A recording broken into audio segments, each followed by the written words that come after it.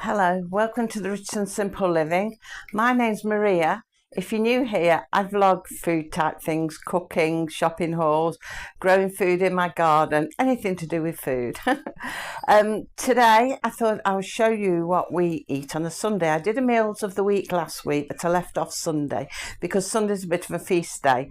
So I thought I'll show you that today. So I'm filming this on a Sunday, but it's going to be the next day when you see it. So first of all, it's early. I've just come out of the shower, as you can probably tell by my hair.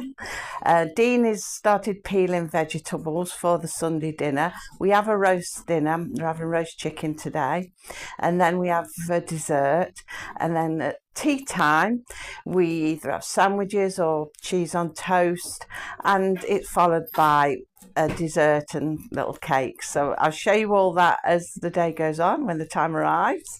I'm going to swing you around first of all, and you can just see what Dean is doing. Okay, so you can see Dean's peeling potatoes there. He's got some on a tray ready for roasting. He's popping some in the pan that he'll mash. Swing around here. He's already done some stuffing mix. And then when he's done the potatoes, we'll just chop some veg up. I think today we're having broccoli, carrots, peas, sweet corn and Savoy cabbage. So all that's got to be prepped and done before it goes on to cook. So we'll come back in a little while and see how it's all going. Okay, so dinner's all prepped. It's on the stove cooking. While that's cooking, Dean always makes a fruit cake for Sunday's tea. So this is what he's doing now. I did promise somebody that I would film Dean doing the fruit cake, and he's just started. So where's our recipe, Dean? Just pass me the recipe and I'll show the recipe. I do vaguely remember it off by heart. I've made it lots of times. There's my recipe. It's one my mum passed down to me. I've had to laminate it. As you can see, it's so old and falling to bits. I've had to laminate it. So that's the recipe. A cup of sugar, 4 ounces margarine or butter, a cup of tea or milk. We use tea. A cup of mixed fruit. And then we lost it. Melt it all together and leave it to go cold, which is the part Dean's doing now. Then when it's gone cool, you add your 2 cups of self-raising flour and an egg. Beat it together and then bake it on gas mark 4 for 1.5 hours. But I find you have to leave it a little bit longer than that. I go more for 2 and I put foil on top. So Dean's doing it now. He's put the margarine in. And now he's in a cup of sugar, but we don't do a whole cup of sugar. A cup of sugar is extremely sweet. Will have just filled that up with half, because it is very sweet otherwise, especially as you've got the mixed fruit in. So half a cup of sugar, to us anyway, is fine. We use an ordinary mug. As you see, the mug we just use a nice big size mug. Depending on the size of mug, depends on the size of cake that you make. I think we use an 8-inch cake tin. So we're having to be a bit crafty, because if anybody saw my Aldi haul, I was complaining that we couldn't get any mixed fruit, and we've run out of mixed fruit. So I've got some sultanas left, and all they got in Aldi was raisins and sultanas. Well, I've got the sultanas left, so we decided if we just use half a cup of raisins and half a cup of sultanas, then that should do it. It's fruit. It's too mixed. But yeah, you have to improvise. I mean, I suppose you could use all of one fruit. You don't have to have mixed fruit. So just a cup of fruit. But we're doing a mix. So that all goes in there. Now, we haven't got to beat it in to fluff it up or anything like that, because we're going to be making a hot cup of tea. So in the same cup, we make a cup of tea, and that goes into all of that, the margarine, the sugar and the mixed fruit. And that will melt it, because it's red hot, it will melt it. So you just stir it round then as it melts, and you've got to just leave it go cold then. So it's quite easy to make. All it is time consuming a bit is just waiting for things to melt. But because dinner's on cooking at the moment, let me just step back a bit because I think I'll pick up the kettle noise. Because dinner's on cooking at the moment, you can see over there, and you can see the pies there as well. I'll show you them in a moment. Yeah, because while dinner's on cooking, then, you know, it doesn't matter, this will leave to cool, because it'll leave it to cool while all that's been sorted out the dinner. So sort of do the two jobs side by side.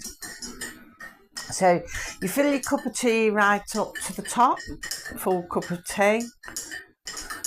Not like when you normally make it, you leave room for your milk, but this you just fill right to the top. And then when you've got a nice strong cup of tea, you'll pour it into the mix. Trying to catch the light a bit today, I'm moving around a bit.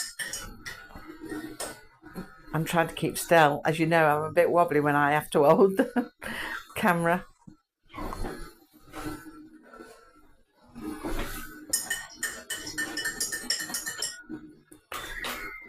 So there we go. Pour the tea in over all of it. Then just give it a mix and the butter will melt and everything will mix together, melt together. There we go. Looks quite yucky, but it'll all melt in nice. So that's just got to be left then to cool. That'll all melt away. Leave it to go cold because you can't add the flour and the egg until it's gone cold. Right, that'll be left. I'm going to swing it around. As I just said, dinner's in doing and everything's in the oven cooking. But behind it, we've got apple pie. Yesterday I made the apple pies for dessert today, and we're going to use the custard that I got from Aldi, that Aldi custard, which I've never tried before. So we've got that, and I've also done a little raspberry tart. So with the leftover pastry that you cut off, the excess from the pie, make a little raspberry tart for Lisa, because Lisa's allergic to apples, so she'll have a little raspberry tart. She won't eat all of that in one go, but we just made, well, I say tart, it's a pasty, isn't it? Raspberry pasty. We lost a bit of the juice around it, but that always happens when I make one. So yeah, that'll be the dessert then afterwards. But we'll come back in a bit anyway and we'll see how everything's going. Okay, so Sunday lunch is ready. We've got roast chicken with stuffing and Yorkshire puddings. What else we got? Roast potatoes, mashed potatoes, broccoli, cabbage, carrots, peas and sweet corn and gravy. So that's what we're having. One of them doesn't have gravy.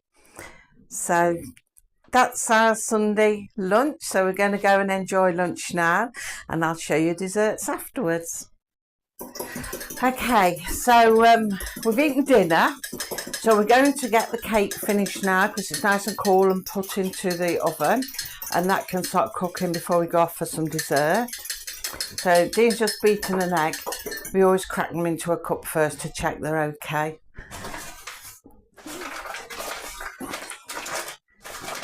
Yeah, I've got another bag in my cupboard up there. Another bag of self-raising flour. So he's going to measure two cups out. I'm trying to move around a bit to get the light because it sort of comes and goes.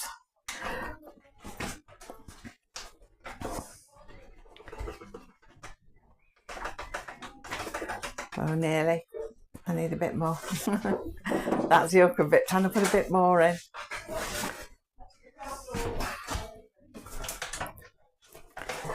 Something I'll have to stock up with this week when I go on a shopping haul. I'm going to need flour of every kind, I think, this week.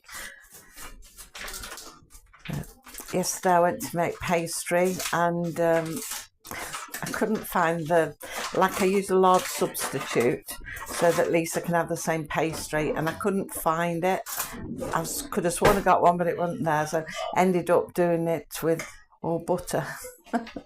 So it's going to be quite a rich pastry. That's a crafty way of doing it. There's gonna see now. I do the other way round. I beat my egg and I mix my egg in first and then put my flour in. But Dean does it the other way from me. He's putting the flour in first and then he's going to put the egg in and beat it. Shouldn't make no difference, but just different ways you do things, I suppose.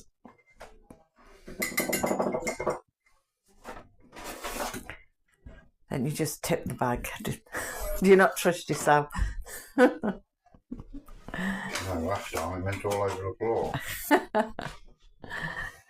Yeah, I get a few over the side, but I never worry. Just chuck it all in. That's it. There we go, another one gone in. Put the egg in. Put Dean's elbows. I love the colour of fresh eggs.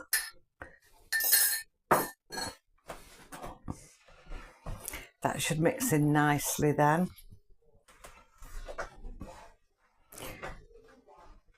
Okay, keep getting a bit fuzzy. I don't know whether it's because I'm moving a bit or it's the light. I suppose a bit of both, because if I'm moving, the light's going to be awkward with it. There we go.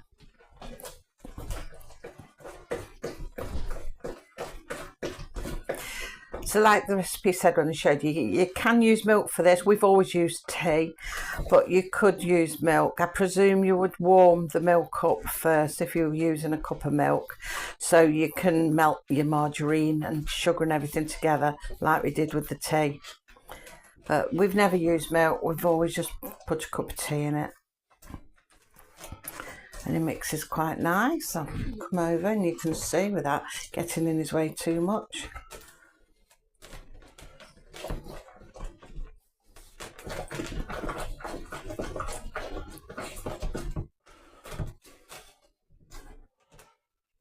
Soon mixes in quite nice. It's a nice easy cake to make, but you do need a little bit of time available to do it because of leaving the tea or milk, if you use it, go cool. So I wouldn't say it was a quick cake because of that, but it's definitely nice and easy to make and doesn't require much. So we'll put that all into the pan, which I've already lined. I think that's an 8-inch cake pan.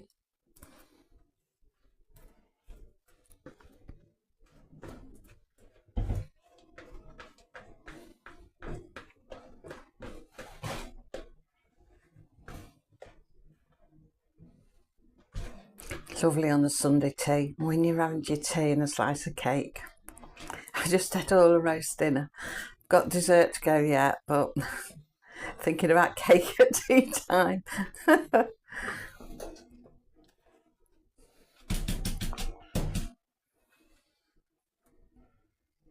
that's that there. So what he'll do next, now all that's in there, is get some foil. And we'll put some foil on top of it, because I always find, especially if it rises well, it'll burn the top of the crust, and it's always done that.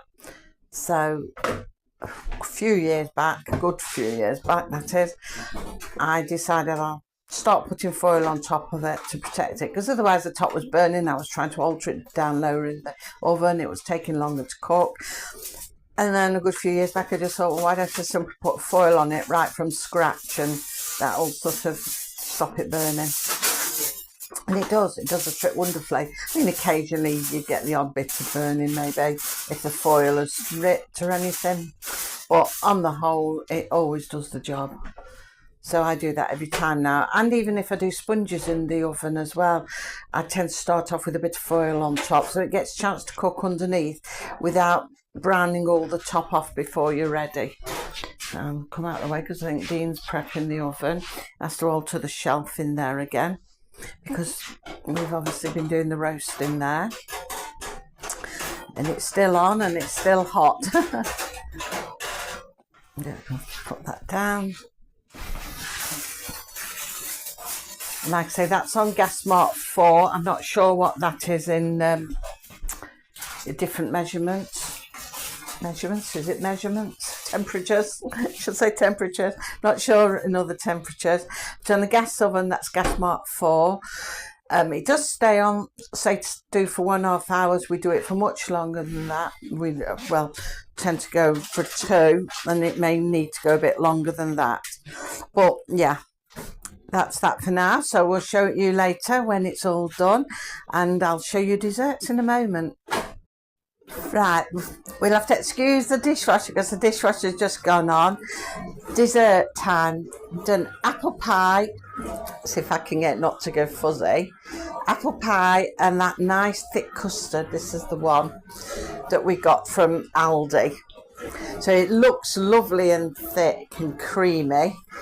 So that's what we're going to be having for our Sunday lunch dessert. Okay, so it's tea time now. That was a quick day, wasn't it? So for tea time on the Sundays is usually cheese on toast.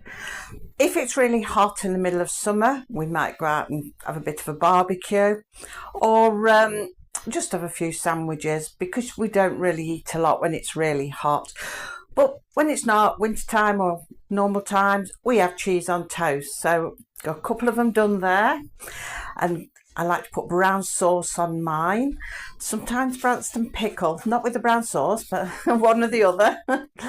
So that's what we have for starters at tea time on a Sunday. Okay, so once we've had the cheese and toast, which isn't actually starters, I just said, it's the start of tea. I do little trifles. See one round there. I make little trifles, and I've gone all fuzzy. Why have I gone all fuzzy? There we go.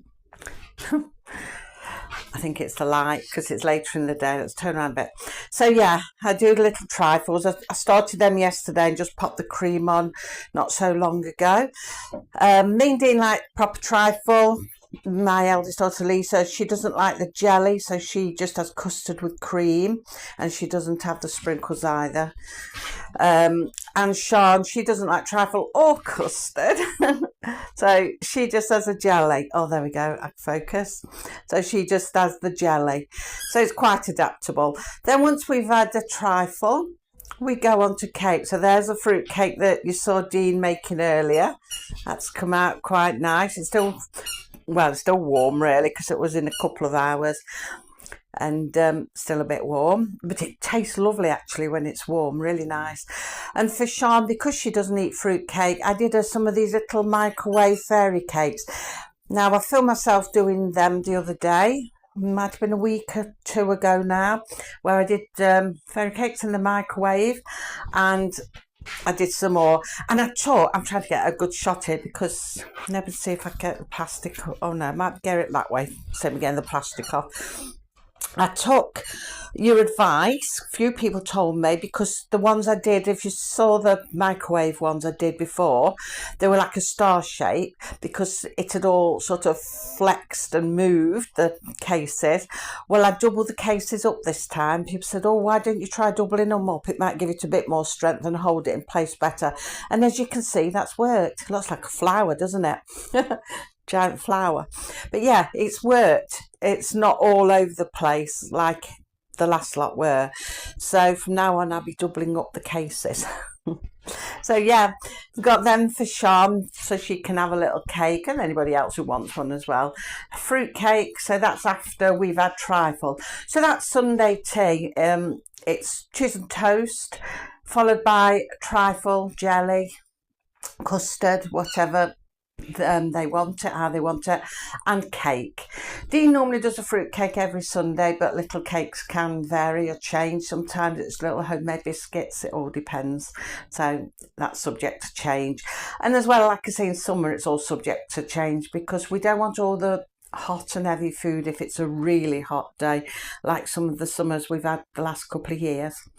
So that is what we have for dinner and tea.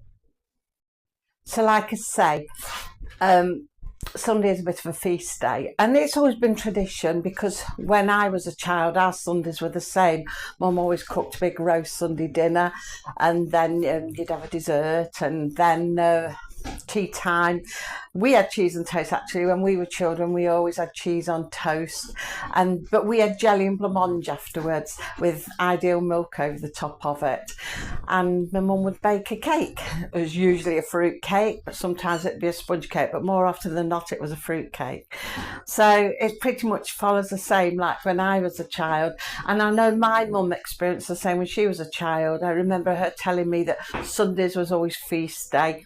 They used to, well, they had a cooked breakfast in them days, but when we were children we didn't, and I don't do a cooked breakfast. Most of them get up too late for that anyway. But yeah, my mum said they used to have a cooked breakfast, then they'd walk a couple of miles to church and come back. The dinner would be cooking. They had like an oven that was joined next to the fire, and the meat would be cooking in that. Normally a joint of beef would be cooking in that, and then they'd have a big roast dinner when they'd come home from church, and they'd have dessert. And then at tea time, my mum said she remembers having salads, and then they'd have fruit salad for dessert, followed by lots of cakes that were baked on a Friday. Baking day was always on a Friday. And her mum had the same when she was a child. So it sort of followed patterns right through the generations. You just follow your parents and your childhood, don't you? So that's our Sundays. I said I'd show you what we do on the Sundays, and you got to see Dean making the cake, because I did say to somebody that I would show him doing it when he does it again. But if you're not sure about that, or you want to see it specifically done, I think under miscellaneous cooking, in the playlist under miscellaneous cooking, you can see me doing the same cake. There's quite a few videos back. So that's that for today. Thank you for watching, and I'll see you next time. Until then, take care. Bye.